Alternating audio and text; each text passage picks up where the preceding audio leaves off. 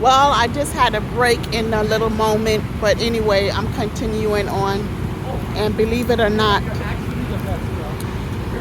the lady has, uh, the leash that you put on a dog. Well, she has a leash on the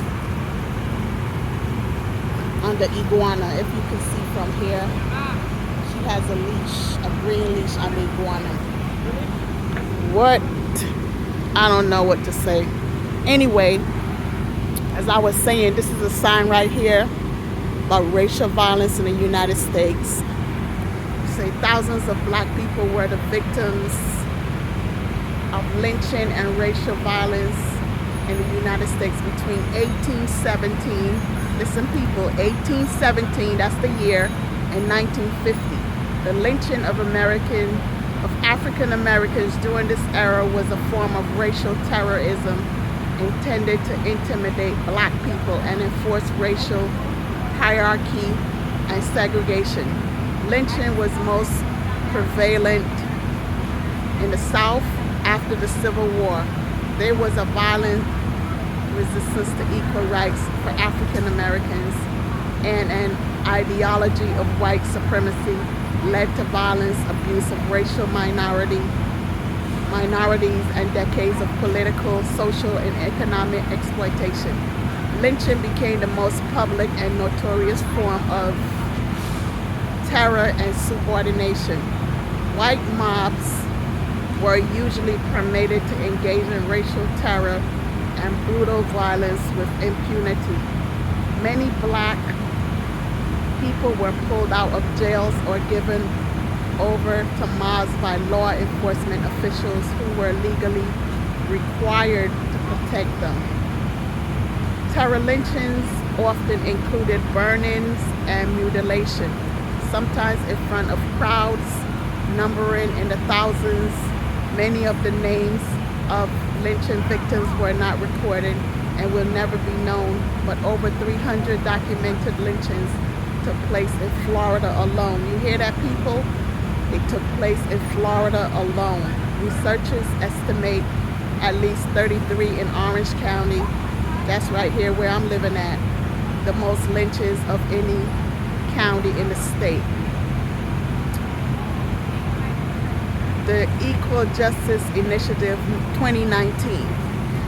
So you see, this stuff was going on for such a long time. And here in Orange County, you heard me, I said it, it was especially going on here. But now, they don't have much of that going on here. I don't know about no lynchings and all of that. If it is, it's probably hidden. But it's a lot of Spanish folks here in Florida, and they have like minority people. They have a lot of different nationalities here, but mainly Spanish. And I'm loving it. I'm having a good time. I don't have nothing to complain about. But believe you me, if I do, I will be reporting it, because you know me, I don't have time with the BS. And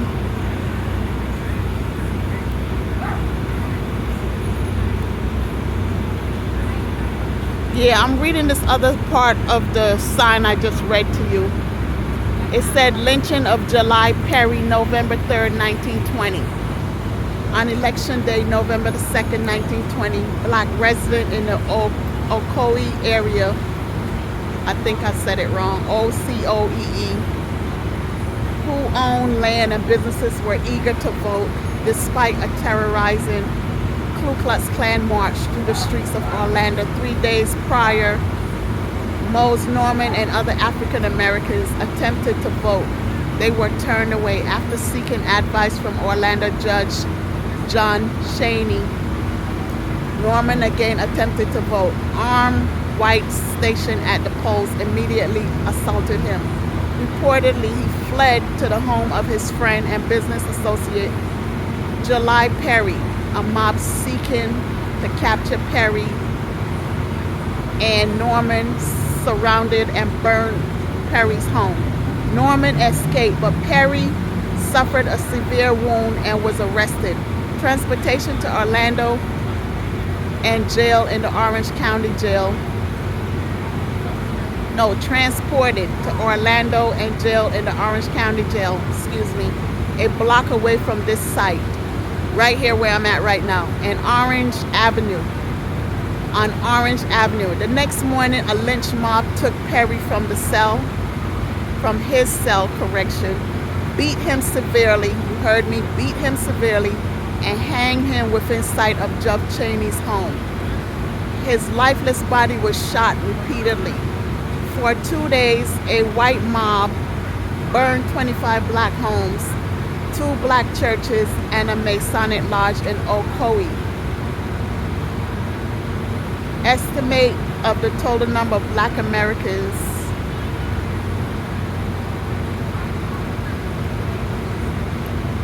killed during the violence range from 6 to over 30.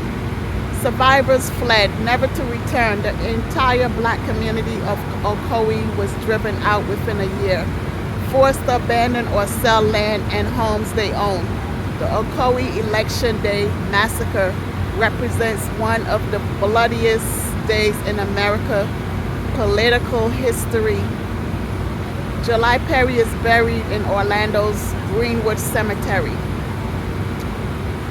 Well, people, you heard it, and I'm videotaping it. So, you know, let's pray for justice.